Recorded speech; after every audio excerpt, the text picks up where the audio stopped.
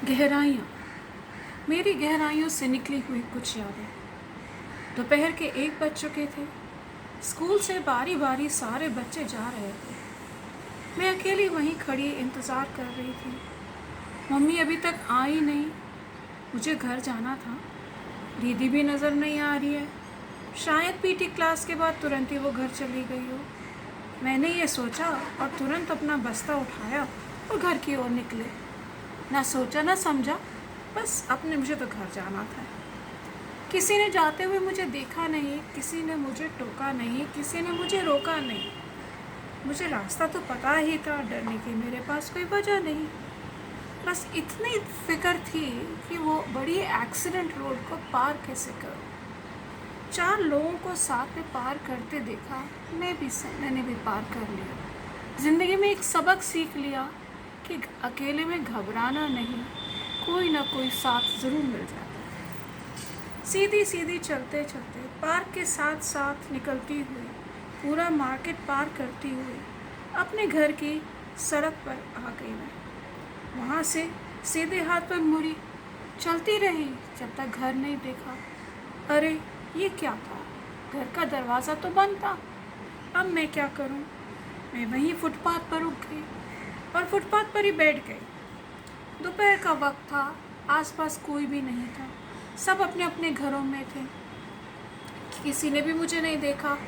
मुझे प्यास लग रही थी, पानी मिल जाता तो अच्छा था, पर खैर बिना पानी के प्यासी मैं वहीं फुटपाथ पर बैठ गई। वहाँ मम्मी का जो हाल था वो बेहाल था। मेरी बहन को गोद में लिए जब वो स्कूल पहुँची और उन्होंने मुझे नहीं देखा तो वो घबरा गई। स्कूल का स्टाफ भी डर गया। आखिर ये बच्ची गई कहाँ? पूरे स्कूल में ढूंढा, जगह जगह ढूंढा। अंत में प्रिंसिपल ने कहा कि मैं आपके साथ अपनी आया को भेज रही हूँ, आप एक बार घर जाकर देखिए तो सही, क्या पता बच्चे निकल गई हो। उन्होंने आया को साथ भेजा, जिसने मेरी बहन को गोद में उठा लिया और दोनों घर आए। मुझे फुटपाथ पर बैठे देखा मम्मी ने मुझे डांटा, गले से लगाया। मुझे समझ ही नहीं आ रहा था कि वो मुझसे गुस्से में हैं कि वो खुश हैं, वो क्या चाहती हैं। और आया ने दीदी को गोद में क्यों उठा लिया है?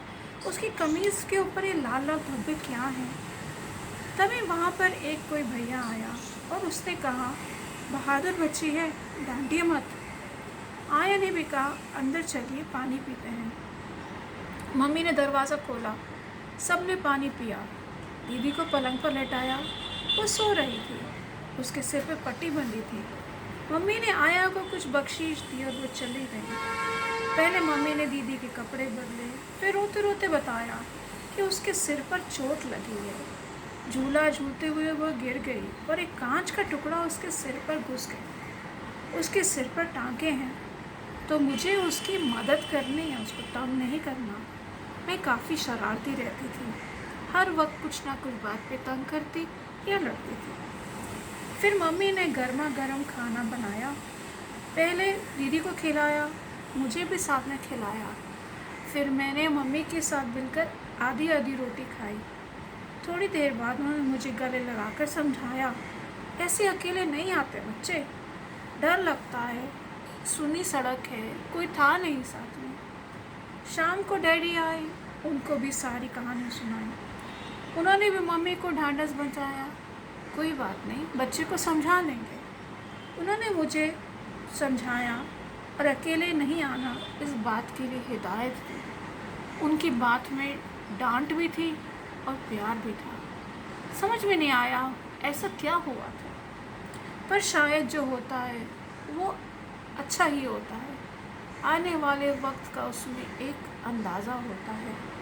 आज भी जब याद करती हूँ तो महसूस करती हूँ कि मैं तो एक मज़बूत इंसान हूँ, मैं बहादुर हूँ, किसी से डरती नहीं हूँ।